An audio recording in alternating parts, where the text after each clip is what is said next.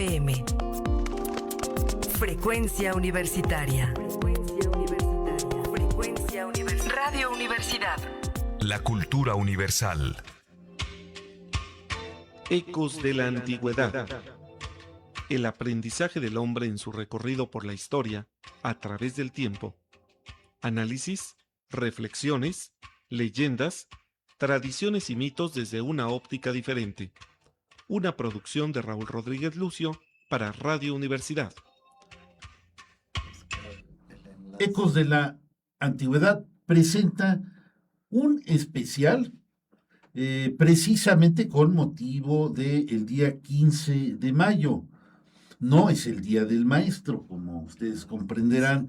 Desgraciadamente, esa fecha que debería de ser conocida como la restauración de la República, pues no es conocida por otras circunstancias. Por eso, el día de ayer, que fue 15 de mayo, hoy es 16, tuvimos la presentación de un libro que refiere los hechos sucedidos de cómo cayó la ciudad de Querétaro en 1867 y se analiza a un personaje que fue crucial para que se sucedieran los hechos tal como pasó, el coronel Miguel López. Tenemos aquí a Jesús García Ávila, un historiador que acaba de escribir precisamente un libro sobre este detalle, en donde desde tiempos de Alfonso Junco, del siglo XIX, allá por la década de los 30 se había hecho uno, hasta ahorita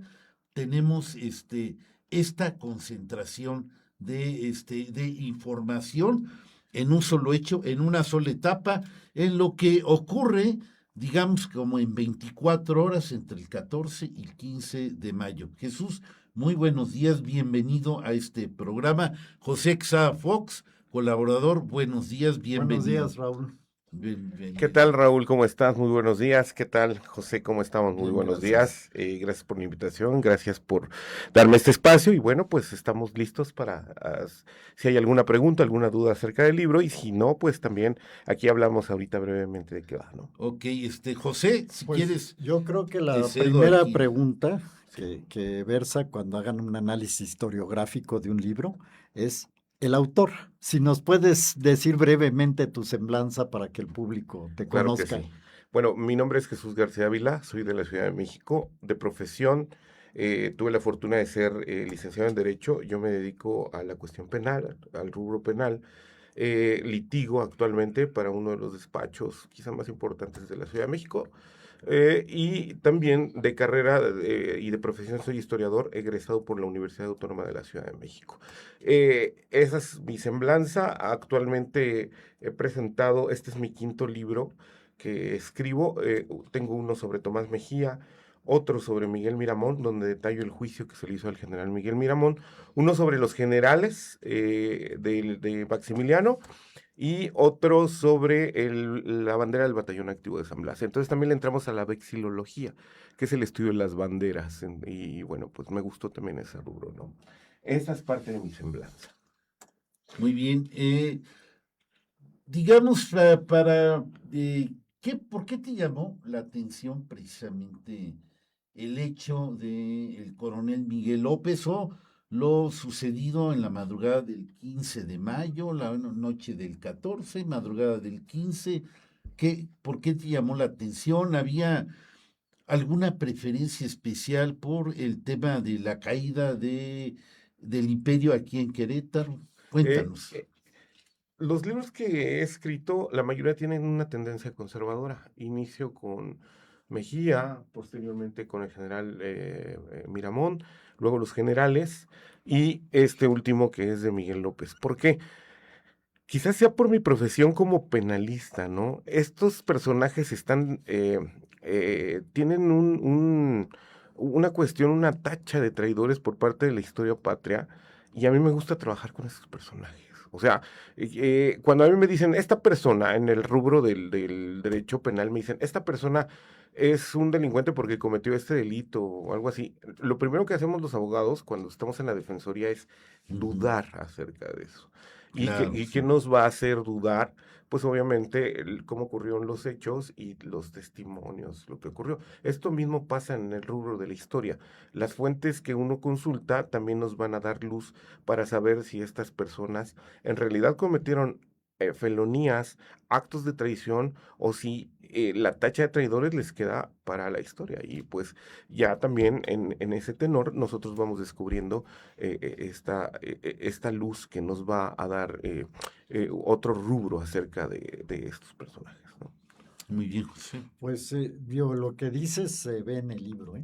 O sea, Sí, ahí se ve más al abogado que al historiador. no, muchas Cómo vas gracias. agarrando cada testigo, lo pones ahí en la página y le haces hablar y luego emites o preguntas o ya juicios, ¿verdad?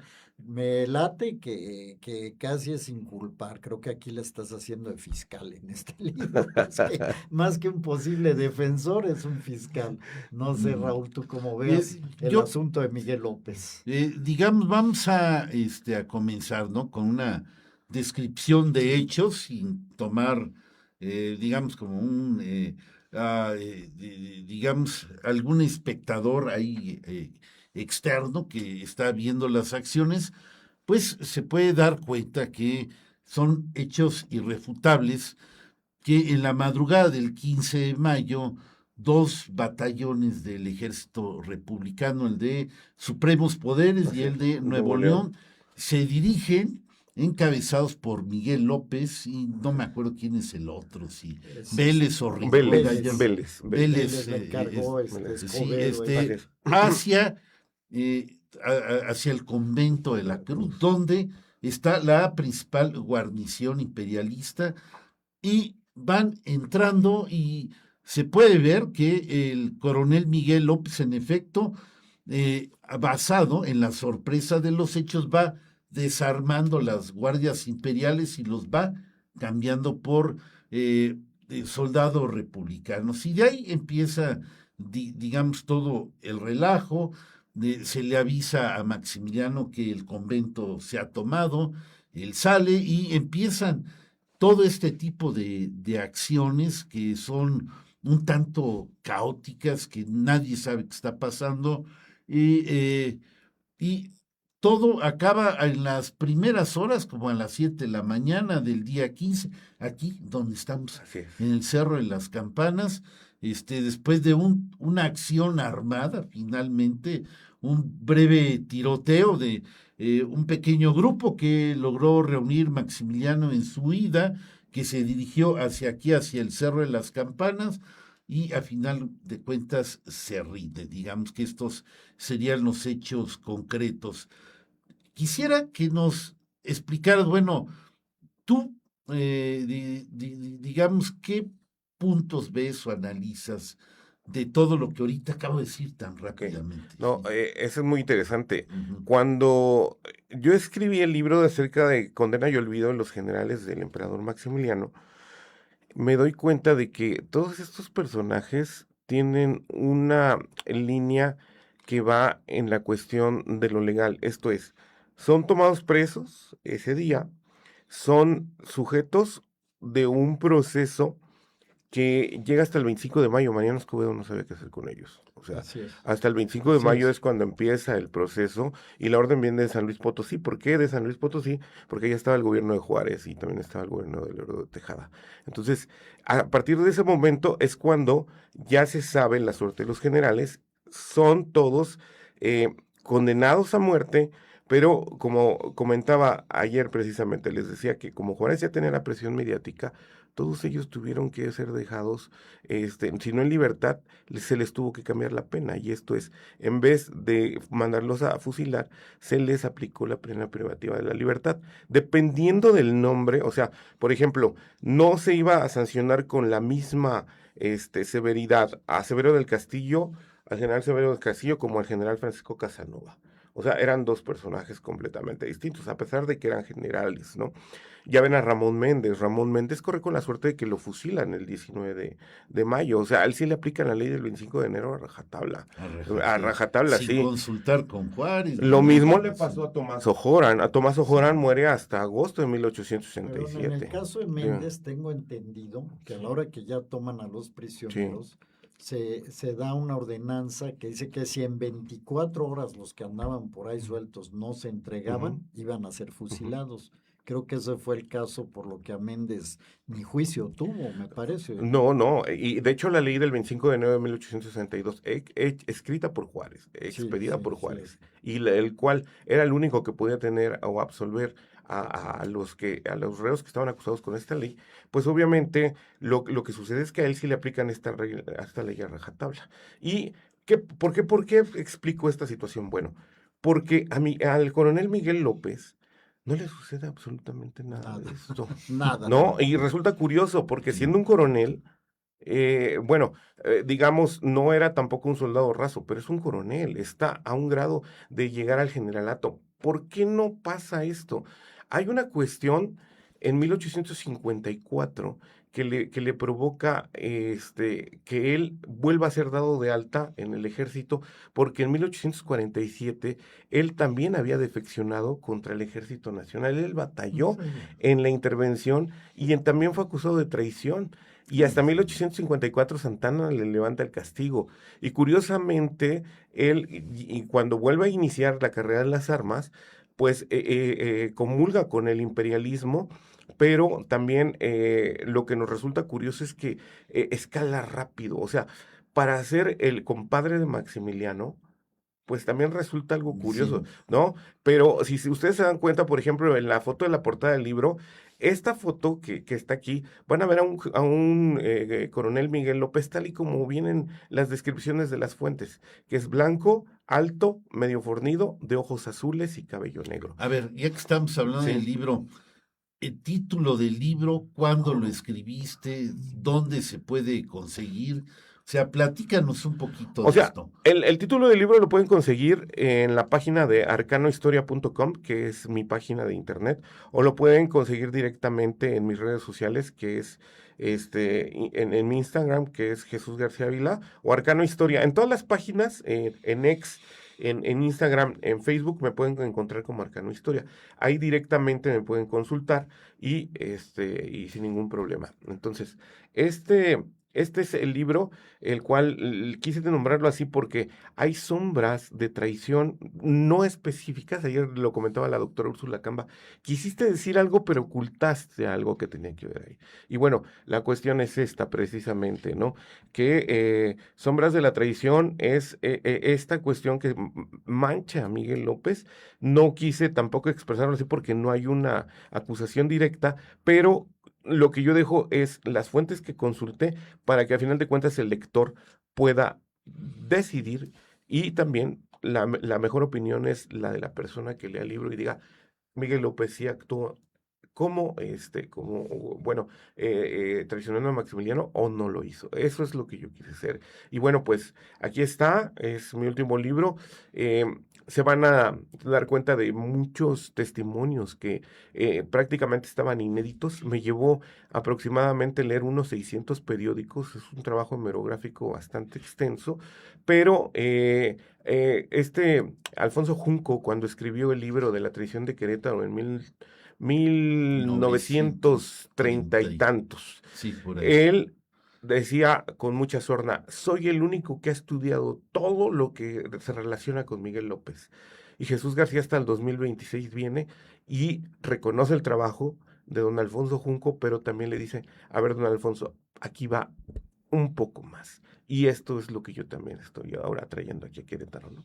Sí, desde entonces yo conocí el libro, o sea, lo tenía mi papá, lo recuerdo bien, lo manejamos, uno de nuestros colaboradores lo manejó cuando estuvimos tratando estos temas, y pues realmente, o sea, era el único que había que iba ahí al detalle Miguel López, y hasta ahorita, como ayer bien decía el compañero Valentín García Márquez, otra vez. Podemos hacer entonces, digamos ahorita, una descripción de hechos más o menos ordenados, digamos, del 14 de mayo al 15, que Sí. tú puedas estructurar a base de esta Sí. investigación. Sí, el libro consta de 3 capítulos. El primero narra cuál es el actuar de Miguel López en las noches del 14 y 15, bueno, la madrugada del 15 de mayo y la noche del 14 de mayo. Perdón que lo haya dicho de esa forma. Y posteriormente, ¿qué pasa? ¿Por qué vuelve a surgir a la luz pública el actuar de Miguel López? Curiosamente, en 1887, Víctor Darán publica la biografía la primera biografía de Miguel Miramón. Y entonces la publica precisamente por días antes de que se cumpla el aniversario del fusilamiento de las tercenas, ¿no? Maximiliano Miramón y Mejía. Y eso vuelve a ser el boom en la sociedad mexicana.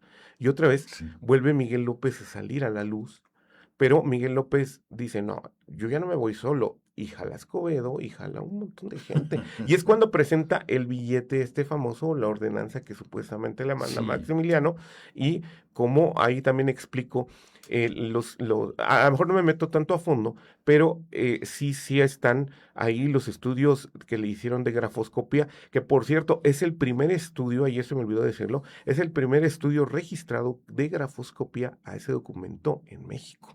A partir de ahí ya nace como una técnica que incluso los abogados hoy seguimos utilizando hoy día. Y el tercer capítulo, regresando a la cuestión de Marras, es que aquí es donde hablo, ¿qué fue de Miguel López? Una vez ya concluido todo este alboroto de 1887 y ya ahí digo a qué se dedicó, de qué vivía, toda esta cuestión de cómo era su vida en día a día, lo cotidiano de él y sobre todo lo acomodado económicamente que estuvo. De todos los generales, estoy hablando de los generales de Maximiliano, muchos llegaron a tener todavía cuestiones a pesar de que estaba prohibido para ellos, porque hubo una ordenanza de Juárez, después de 1872 ellos volvieron a tomar puestos en la política. Pero Miguel López, a pesar de estar alejado de esto, él sí gozó de una comodidad económica muy sustancial.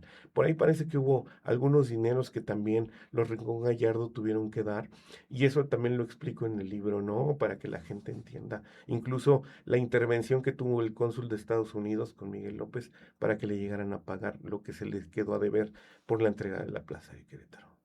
Muy bien, muy bien. José. Cosa que Escobedo niega. Cosa que Totalmente. es casi, y sí, y lo hizo hasta la muerte, ¿no? Entonces sí. Bueno, a ver, Raúl, yo creo que tu pregunta, más que la estructura del libro, era los hechos, ¿cierto? Los hechos, Los sí. hechos. Si Sí, yo ok. te pedí una Sí, que hicieras relación de una hechos. relación en base a todo lo que está aquí. ¿Qué hizo Miguel López? Ok. ¿A Sí, qué hora o sea, salió? que ¿Por qué vamos a la salió? escena. O sea, sí, La noche del 14 y el 15 de mayo. si sí, Ok. partimos vamos del a- momento en que hubo un consejo de guerra, Ok. que estaba la discusión de planear la fuga, Por supuesto. ¿verdad? Sí. Y él se entrevista con Maximiliano Ok. y luego sale a ver si nos platicas Claro que todo sí. esto. Hay un consejo de guerra. El sitio cada vez se ve más reducido. Hay muchas deserciones por parte de los imperialistas. Y Miramón propone que se haga una salida. Miramón era el comandante, digamos, de todos los generales, o comandaba a todos los generales con el fin de que ya no hubiera pues otra cabeza que dirigiera la ordenanza militar. O sea, Maximiliano era la máxima cabeza, pero después de él era Miramón. Antes de Miramón lo fue Leonardo Márquez, pero Leonardo Márquez ya había venido a la Ciudad de México. ¿Y qué pasa? Se programa la salida para el 14 de mayo, pero Ramón Méndez dice, ¿saben qué? Yo estoy enfermo, permítanme unas horas más, no puedo ahora estar dispuesto, y ahí sí tiene una charla Miramón con Maximiliano, y se decide que se va a esperar a que Ramón Méndez se recupere, y todavía hay una frase que dice Miramón, le dice a Maximiliano que Dios nos guarda estas 24 horas. ¿no? Hasta fatídica. Esa frase, recordaremos, Raúl, Sí, la sí. dijo quién. Venustiano Carranza en Exacto. Tlaxcalantongo, En poco antes Tlaxcalantongo. de ser Es ultimado. que eso es Sí, uno de los sí. temas que aquí Sí, también nos sí, gusta repetir año tras A- año. Ayer me decía también Alejandro Rojas, precisamente trayendo a colación esta frase, me decía también Alejandro Rojas, esta misma la repitió el varón de Carranza. Cuatro Ciénagas. Así Y ya, es. ok, Exactamente, bueno, sí. bueno, esto es lo que sucede. Y Miguel López lo que hace es, hay reuniones con Maximiliano, cierto, pero así como la tuvo con Miguel López, la pudo tener con cualquier general. Maximiliano era visitado por mucha gente, pero también ya estaba muy enfermo Maximiliano. Ahora, si dio esta ordenanza, era lo que ayer comentaba con la doctora Úrsula y con Valentín, pues esta ordenanza no hubiera quedado escrita, y más viniendo de un emperador. Ahora, si se va a hacer, pues voy a poner a una persona que esté al mismo nivel de Escobedo, porque si mando yo a una persona que no tenga la cuestión del nivel militar de Escobedo, ¿cómo lo va a tratar? Escobedo, cuando tiene la primera entrevista con Miguel López, sí le pregunta sus credenciales. ¿Y usted quién es? ¿Y usted qué, Sí. qué viene? No, pues soy el compadre Maximiliano y vengo a ver cómo puede salir el emperador de aquí. Y obvio, hay una serie de cuestiones. Maximiliano decía: "Ay, lo que yo necesito es salir a Veracruz, y ya de Veracruz yo ya agarro rumbo y yo ya no regreso para acá", ¿no? O sea, él quería irse. De hecho, él pensaba, Maximiliano, que no iba a ser fusilado. Ayer les comentaba, ¿no? Él ya tenía incluso planeado un viaje a Atenas, pero pues nada de esto le resultó. Aún con todo ello, Miguel López tiene la entrevista con Escobedo, no una, sino dos veces, pero en la segunda ocasión es donde ya le da todos estos detalles de cómo iban a salir, a qué hora iban a salir, por dónde iban a salir. Eso solamente tenían conocimiento los mandos militares imperialistas, y parte de los mandos militares era Miguel López, porque el lugar donde iba a estar, o donde estaba la guarnición que él dirigía, estaba donde está el boquete que está aquí En la en cruz. la cruz. Sí. Entonces ahí es. ¿Y quién nos dice esta cuestión? Pues Alberto Hans. Alberto Hans Alberto estuvo Hans, ahí. claro, sí. Alberto Hans estuvo ahí y él es el que dice. Pero curiosamente, años después salen otros testimonios y dicen: yo también estuve ahí, y lo que dijo Hans es cierto. Y eso viene también en el libro y en la última parte, donde ya hago toda esta parte de todos esos testimonios, los pongo, los coloco para que el lector sepa que no nada más fue Alberto Hans, fueron otros soldados imperiales que estuvieron aquí y que vieron a Miguel López precisamente moviendo los cañones hacia donde estaban apuntando, los voltea del otro lado, Ajá. y es donde entra con con el ejército republicano, pero vestidos como imperiales, y a su paso va desarmando a los imperiales y los va desarmando y les Sí, quita ropa y se las van dando a los, Sí, a los, a, van a los cambiando republicanos, guardias. sí. Sí. Lo curioso es que va Vélez atrás de él, Sí. ¿no? Y va con la pistola en la cabeza. Sí. Vélez estuvo en el ejército conservador, estuvo mucho tiempo con el ejército conservador, pero una cuestión que tuvo que ver con un piano, es el que genera una disputa con Miramón, y él se cambia de bando. Y bueno, pues ahora vemos a Vélez ya A Vélez, con el sí. ejército republicano, y vemos a Sí, Miramón con los ahí conservadores, ¿no? comandando Entonces, este asalto. hasta dan las 10 de la mañana y todavía Miguel López seguía desarmando gente y seguía todavía levantando personas. Entonces, sí vemos una cuestión que tiene que ver con ahora sí centrando y resumiendo la pregunta, si vemos a un Miguel López que se entrevista con Mariano Escobedo, vemos a un Miguel López que le comenta a Mariano Escobedo cómo va a estar la situación, vemos a un la situación de la salida del ejército republicano, vemos a un Miguel López desarmando a la gente del ejército republicano y moviendo también los pertrechos de guerra, digámoslo así, y también las armas para que no fueran a tener una contestación de máxima, o sea, que hubiera habido un enfrentamiento más de armas más notable. No sucede así. Sí hay algunas balas, pero no como para que cayera una plaza, ¿no? pero si entran las fuerzas, le permite Miguel López que las fuerzas republicanas entren, y posteriormente lo vemos a él todavía, como les digo, ya como a las 10 de la mañana levantando gente, y posteriormente Mariano Escobedo es el que le da el pase de salida. No lo tiene aquí, él no queda preso, él sí es el único que no tiene este tipo de cuestiones. Así es. Bueno, eso es de forma rapidísima. Sí, ¿no? oye, los anuncios. Sí, vamos primero con los saludos. Sí, porque no les hemos hecho caso. Mira, primero, bueno, tenemos en primer lugar a Gabriela Muredú. Hola, Buenos Gaby, días, ¿cómo Raúl, estás? y al panel. Johanna nos está viendo, no ha dicho nada, pero ahí está, ¿verdad? Maggie de la Torre, muy buenos días al panel, con el gusto de escucharles siempre. Buenos días, Maggie. ¿Qué tal, Maggie? ¿Cómo estás? Dulcemelos Larios Barrientos, saludos. Sí, Héctor Larios. Sí, del programa del muchos domingo. Saludos y... Perdón, aquí está Johanna Rodríguez Delgado. Buen día, saludos a Jesús y al panel, que siempre es grato escucharlos. Gracias. ¿Qué tal, Johanna? Buenos días. ¿Qué tal, Johanna? Saludos. Sí. Luis Reyes Vázquez, buenos días, aquí a la escucha con gran interés. Ya está, ahí tengo. Sí, está bien, sí, yo también, hasta ahí tengo. Bueno, pero aprovecho que tengo la palabra para de esto que nos acabas de describir. Sí. También está en el libro y también lo sabemos. Miguel López manda a Jablowski, el polaco, de origen polaco, a que le avise a Maximiliano.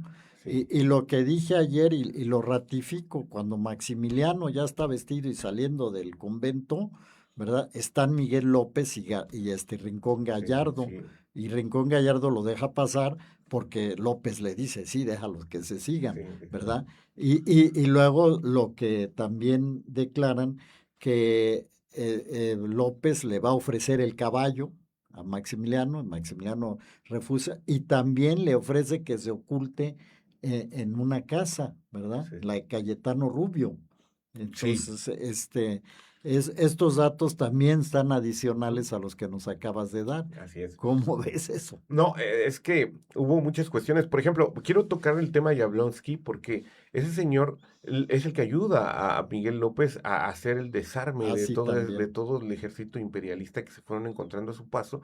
Y años después, Jablonski viene de Colima y se encuentra con Miguel López, lo va a visitar, pues porque le fue muy mal económicamente.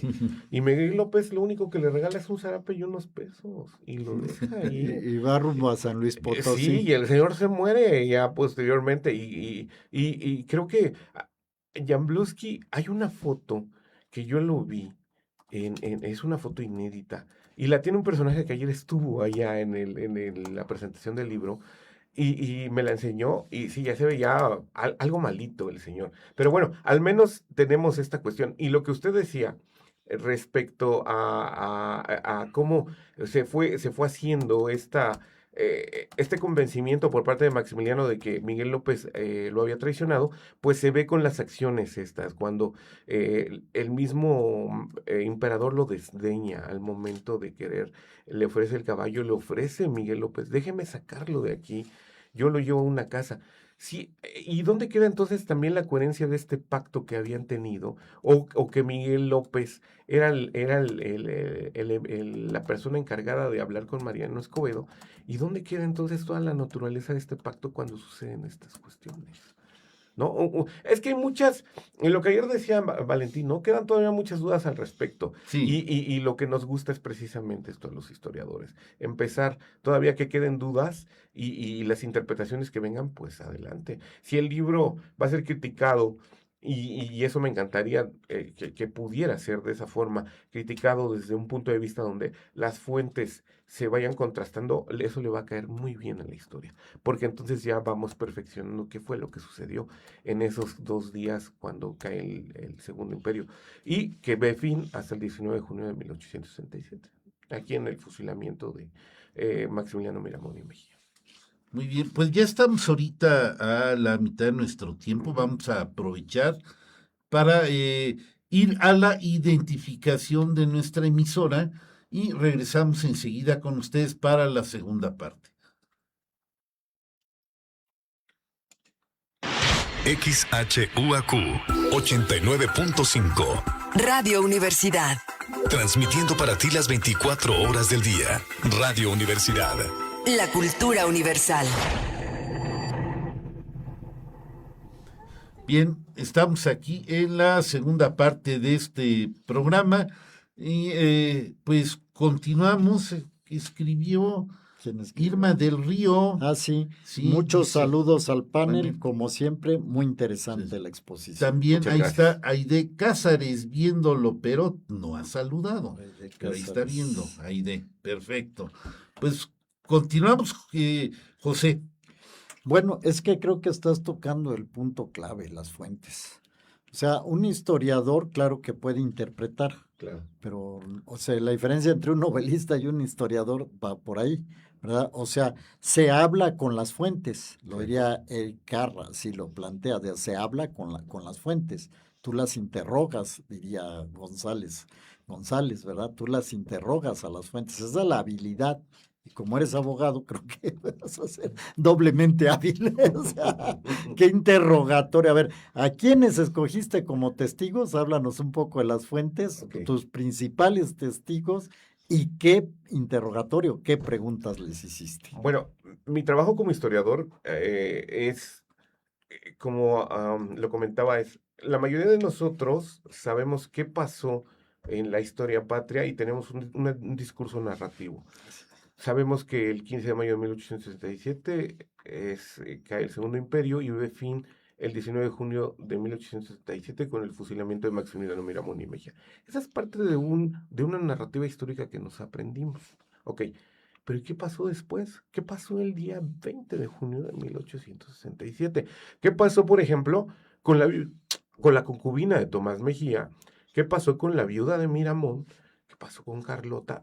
¿Qué pasó con estos personajes? Y eso es lo que a mí me interesa. Entonces, yo tomo a partir de ahí a estos personajes y es cuando empiezo a hacer la historia. Y esto me encanta. Y yo trabajo, en este libro trabajé principalmente con fuentes hemerográficas. Como les había dicho, hay pocos libros sobre Miguel López. Su expediente militar es también muy pequeño, no hay como que mucho que sacar de él.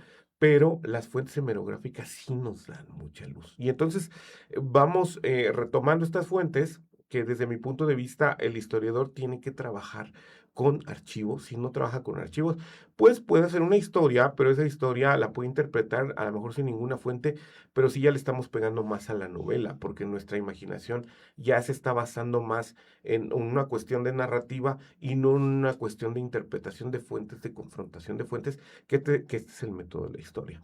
Y entonces este libro pues va de esto. Presento los testimonios de los compañeros de Mariano Escobedo, de Vélez, de gente que participó desde el bando republicano y veo al actuar de Miguel López y también veo a los imperialistas y ahí viene esta cuestión, lo que es el contraste de fuentes y el lector se va a dar cuenta al final de cada capítulo, es cuando yo doy una breve semblanza y obviamente hasta el final doy yo las conclusiones. Pero con esto yo trabajé, me encantó hacerlo, me gustó mucho y ustedes se van a dar cuenta de que procuro no hacer inentendible lo entendible, porque mucha gente escribe un montón de cosas para llegar a decir algo que es tan básico. Esto es blanco o esto es negro. Y eso es lo que yo procuro. Porque precisamente por el ahorro procesal de mi carrera como abogado, nosotros tenemos que ser muy, muy prácticos en el lenguaje. Y por eso es que también hago este tipo de cuestiones o este tipo de libros para que también el lector no se vaya con mucha información y se quede, o sea, me refiero, no vaya con mucha información histórica que probablemente genere un poco más de duda, sino que esté la información directa, precisa, y pueda también él tener este concepto histórico y también este entendimiento histórico que yo procuro hacerlo lo más digerible posible, ¿no? Sí, a ver, pero aquí hay o sea, también están las fuentes secundarias, que es Así cuando es. uno acude a los que ya trabajaron Así es. y ya nos están dando una historia. Y aquí lo que yo noto un poco escaso, no lo he leído todo y ahí me puedes corregir perfectamente, ¿qué opinas de las versiones europeas? Que cuando menos obviamente no vas a ir a Austria a hacer un estudio, un archivo allá, ¿verdad? No hay recursos, me imagino, ni tiempo, pero bueno, tenemos lo de Salm, lo de Blush, que eso está publicado por muchos lados. Bash, bueno, es Bash, Samuel Bash. Samuel Bash, ¿qué es lo o sea, porque ellos, en cierta forma, bueno, pues condenan a López sin mayor trámite, ¿verdad? O sea, no le dan mayor ínfula y está los dos hacen el comentario de que hace Rincón Gallardo, supuestamente, que va y les dice que individuos como López se les utiliza y se les desecha. Así es. Sí, aquí viene vaciado este tipo de fuentes que son utilizadas como fuentes secundarias, correctamente bien dicho. Nosotros los historiadores procuramos trabajar con todas las herramientas posibles a fin de llegar a una interpretación. A veces un párrafo nos cuesta mucho, ¿no? Y tenemos que hacerlo de una forma que también nuestro lector no pierda el hilo, no pierda la coherencia al momento que estamos escribiendo la historia. Lo que resulta un poco complicado es esto precisamente. Las fuentes con las que nosotros podemos llegar a trabajar, pues son locales y más desde mi punto de vista que yo trabajo como autor independiente, ¿no? Pero también, si yo genero el recurso, pues yo podría ir a los archivos en Europa y verlos desde primera fuente.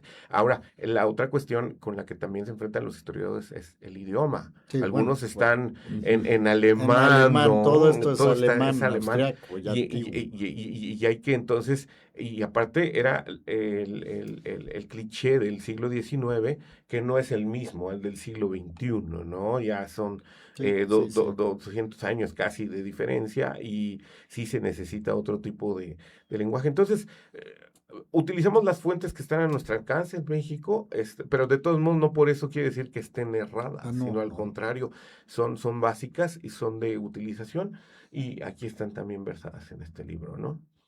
Muy bien.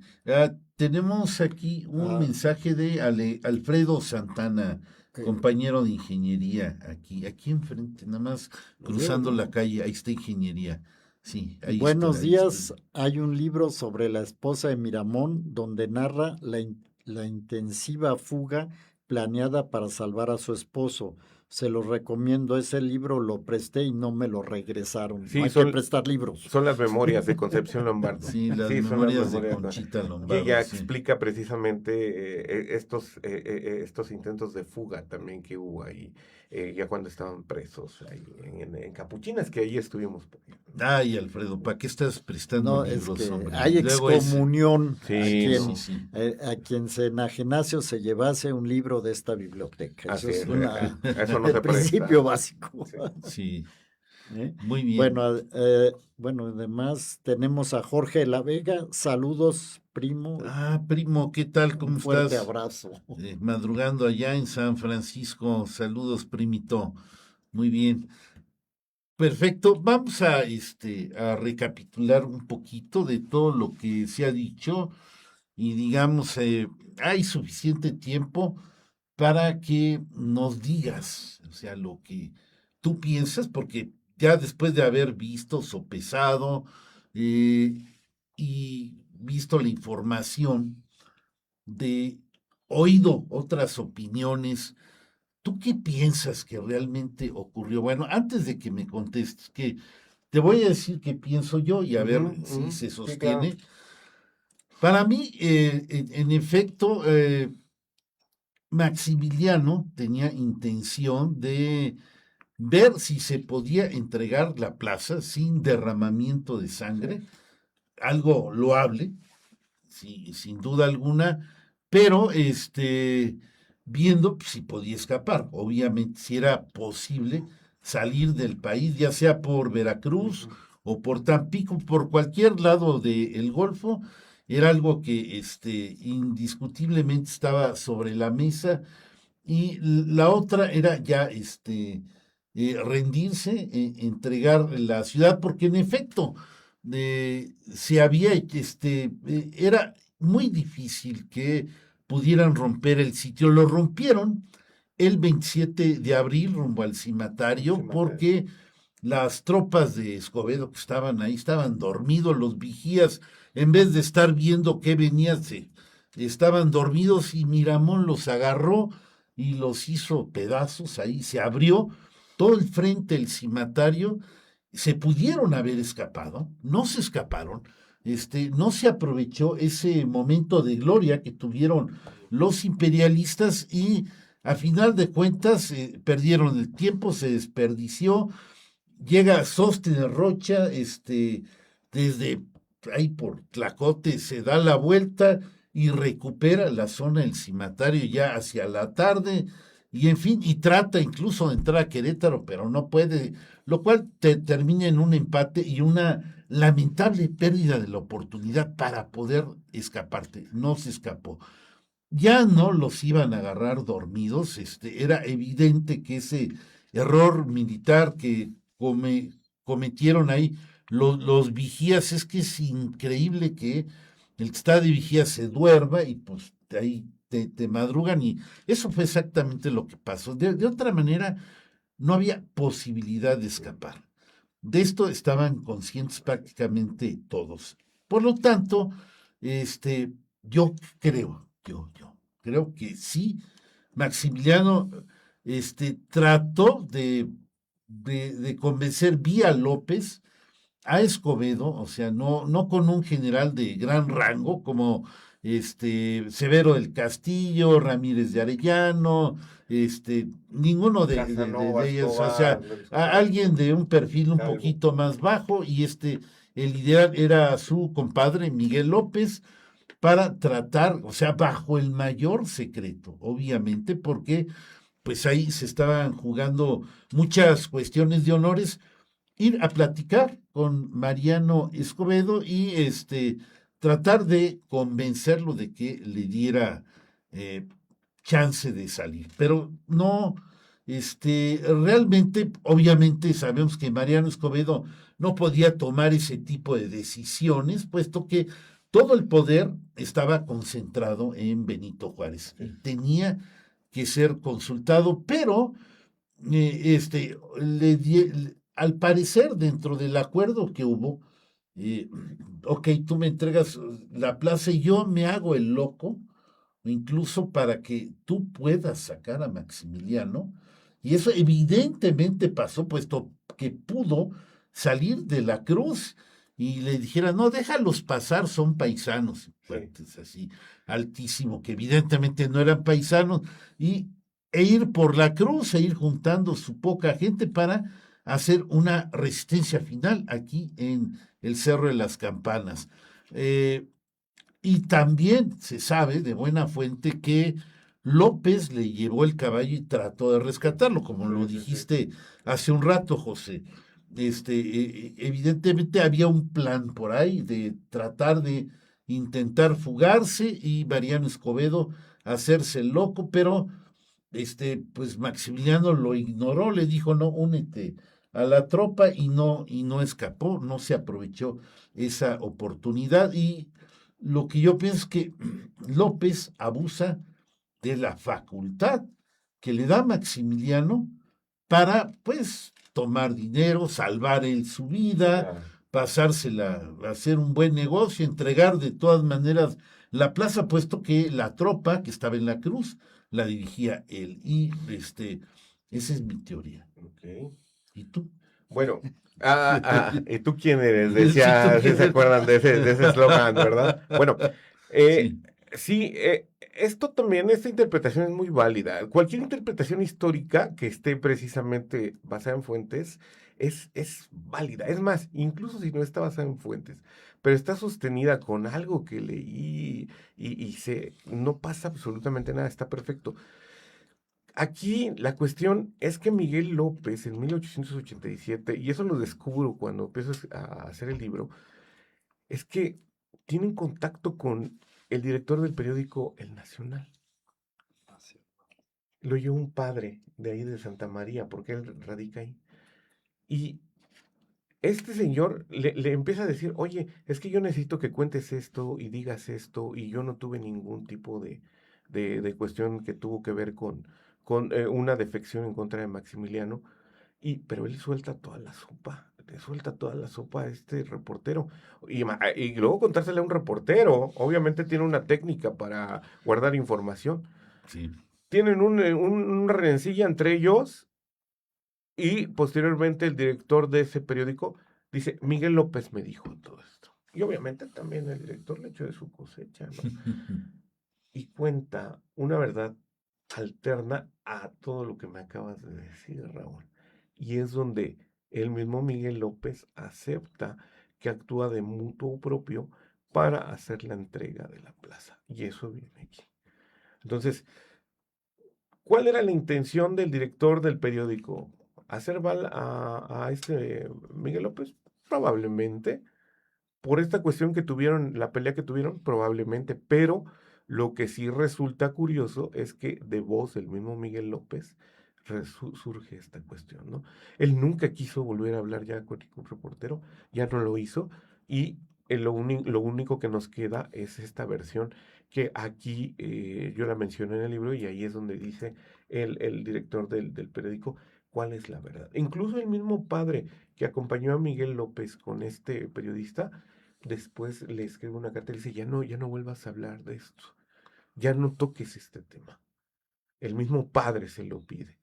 Y ya no, el director del periódico ya no vuelve tampoco a tocarlo, o sea, haciendo caso al presbítero. Pero sí, o sea, versiones muchas, pero eso es lo bonito de la historia, que también nos permite expresar las otras, y esto es lo que me encuentro en los archivos, y digo, vamos a compartirlos con los lectores y que conozcan también esta versión, ¿no? Y eso es lo que hay aquí.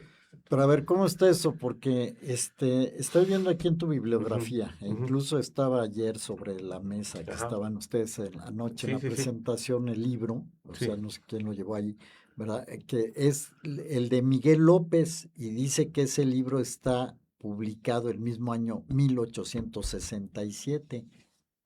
No entiendo la pregunta. Sí, es que tú estás hablando de una declaración al periódico El Tiempo en el 87, ¿correcto? En 1887, así es. Pero existe un libro de Miguel López. Sí, editado en el 67. Sí, es un libro que es el manifiesto que hace Miguel López a la nación del mundo. Ese es el que hace Miguel López. Sí, ese libro está publicado ese mismo año, en 1877, después de los fusilamientos, pero la versión que yo estoy comentando acerca de cuando platicó con el director del periódico, eso sucedió hasta 1887. Sí, lo que pasa es que yo no he tenido tiempo de leer todo eso, apenas anoche me di cuenta, sí. ¿verdad? Pero la pregunta es, entonces, ¿qué dijo él en el 67, en esta versión, y si la cambió ahí al periódico? No, sí, por supuesto, viene cambiada. Eso es lo importante. Eso es lo importante, sí, viene cambiada. Ahí manifestó otra cuestión, y viene completamente cambiada. O sea, esto y lamentablemente no sale a la luz. No sale a la luz en papel ni en letra, pero sí sale como un testimonio que emite el director del periódico, ¿no? Entonces ahí viene precisamente. Hay una pregunta. Ahí, sí, es de... Lo que pasa es que la quería dejar al final porque es casi del final, pero de una vez. No, es de Gera Sánchez, que Gerardo es colaborador Sánchez, también de este programa, ¿verdad? Quien dice, buen día y saludos al licenciado e historiador Jesús. Compañeros, muy buena conducción.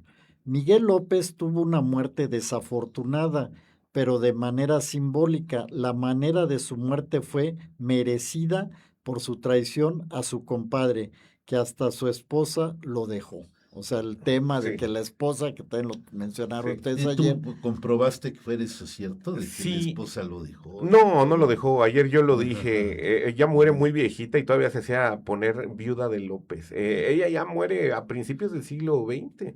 No, y la cuestión de la rabia, mucha gente piensa que lo mordió un perro y que murió rabioso. No, eso fue mentira. El señor muere de enfisema pulmonar. Entonces tenía enfisema desde muy joven y ya eso fue lo que se lo llevó, o sea, una enfermedad de los pulmones que fue el enfisema, y está enterrado en el Panteón del Tepeyac en la Ciudad de México. ¿Se tiene acceso al Panteón del Tepeyac? No, ya no se tiene acceso, se necesita un permiso. Hace poco lo abrieron otra vez al público, pero otra vez lo volvieron a cerrar debido a las lluvias, hubo un desgajamiento y ya no está el acceso permitido, pero en el libro vienen fotos de la tumba de Miguel López, y curiosamente nada más aparece en su tumba la letra M y la letra L. No aparece absolutamente nada. Ahora, todo esto de la esposa, porque citas varios artículos sí. Que lo que le dijo la esposa cuando llegó a Puebla. Ah, sí. Hay uno que dices que hasta le aventó el niño por la ventana. Sí, le aventó al niño. Sí, no, yo lo cito porque digo, esto era lo que decía la prensa, o sea, y era una prensa que jugaba hasta con lo fantasioso y con el amarillismo, pero en realidad no, ¿eh? Lo que sí sucedió es que el hijo de Miguel López tuvo contacto con Rafael L. Torres, que escribe precisamente también cuestiones que tienen que ver con esta defección de Miguel López, pero le pide de favor al notario, porque no era ni siquiera historiador, le pide de favor al notario que haga un libro que no mancille el nombre de su papá. Y de hecho, Miguel López Jr. ni siquiera tuvo descendencia porque no quiso pasar lo mismo que su papá. O sea, no quiso que nadie así lo señalara. Y se quedó soltero el señor. Y ese señor sí murió también de copita. Ese sí, le gustaba echar copita. El hijo. Sí. El hijo muere de alcohólico. No, pues sí, en realidad se trata de una historia muy triste. Un personaje que todavía para mí es incomprensible que es difícil que de motu propio él haya decidido, sin consulta, indicaciones de alguien superior a él, pues tratar de entregar la plaza. Se me hace mucha imaginación, mucho para él, mucho para un coronel, cuando evidentemente estaba la posibilidad de que no hubiera un derramamiento de sangre, claro. de que ya no había esperanza para los imperialistas, de los poquitos que quedaban aquí de salir. O sea, yo continúo pensando que alguien lo mandó y tuvo que haber sido Maximiliano, y creo que abusó. Sigo creyendo que abusó en ese aspecto. Y bueno, varios historiadores o mucha gente, sobre todo probablemente oficialistas, hablan de la ingrata suerte de Miguel López, de todo lo que sufrió gracias a su compadre, que realmente no se merecía el final que tuvo, la memoria que tuvo, todo este tipo de situaciones, pues sí, dejaron mancillado su nombre de una manera, pues verdaderamente cruel. Y pues tú me comentabas, ya nos queda poquito tiempo, pero me comentabas la cuestión económica de López. Siempre fue buena, nunca, a partir de ese momento, nunca tuvo problemas de dinero o algo así. No, desde 1867 sí fue buena, pero ya hasta antes de su muerte tuvo un problema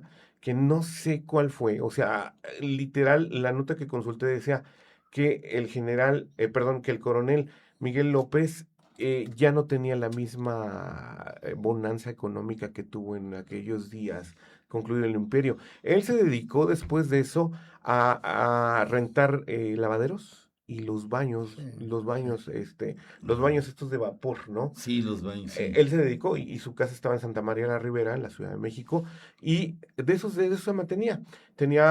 Arregló, por ejemplo, la iglesia de la comunidad, ayudaba a mucha gente de la comunidad, pero algo sucedió que también mermó su economía y ya no tuvo tanta bonanza, aunque para quedar en el Panteón del Tepeyac, donde está Santana, por ejemplo, enterrado, ahí tuvo que haber guardado algo, y en Galloso fue también velado, ¿no? Entonces, no fue cualquier lugar donde también tuvo sus honras fúnebres el coronel Miguel López, ¿no? Muy bien, pues nos quedan 2 minutos, José. Mira, nada más para la posibilidad de motivación de Miguel López. Hay 2 cosas. Una la mencionas en el libro. No fue nombrado general. No. Y eso parece que le molestó. Y la otra la dice Salm. En ese consejo de guerra que se está planeando la salida, el tesoro o el dinero que le quedaba a Maximiliano, lo reparten entre los que van a salir para que lo transporten, y a Miguel López le entregan monedas de plata, a otros les dan monedas de oro, y parece que protestó cuando Salm dice eso. Entonces, no sé si no nos vamos con la idea de que Maximiliano sí le dio instrucciones, como Escobedo lo dice en su declaración, entonces si nos vamos con la idea de que en un acto de furia y de ardido fue y bueno, y entregó la plaza, como lo hemos descrito, ¿no? ¿Cuál de las dos? Así es. Yo me inclino más por la primera, por no haberle dado el generalato. Le dolió muchísimo. Sí. Pero quien detuvo eso fue Fue Ramón Méndez. a Méndez. Méndez, sí, porque le sacó la cuestión de 1847, la expuso. Así es. Y eso le dolió mucho a Miguel López. Ok. Como Pues ven. muchas gracias, Jesús. Gracias. El tiempo se nos ha No, terminado. gracias a ustedes, gracias a su público, José, muchas gracias a tus Raúl, gracias José, acompañantes. gracias a cada uno de ustedes, Sí. muchísimas gracias. Y bueno, pues, que viva la historia. Así es. Gracias a Miguel Palafox en controles técnicos, amigos míos. Pues les deseamos un bonito fin de semana. La semana que entra regresamos a nuestra programación tal como estaba. Hasta luego y que tengan bonito sábado.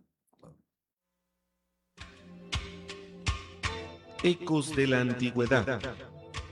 El aprendizaje del hombre en su recorrido por la historia a través del tiempo. Análisis, reflexiones, leyendas, tradiciones y mitos desde una óptica diferente.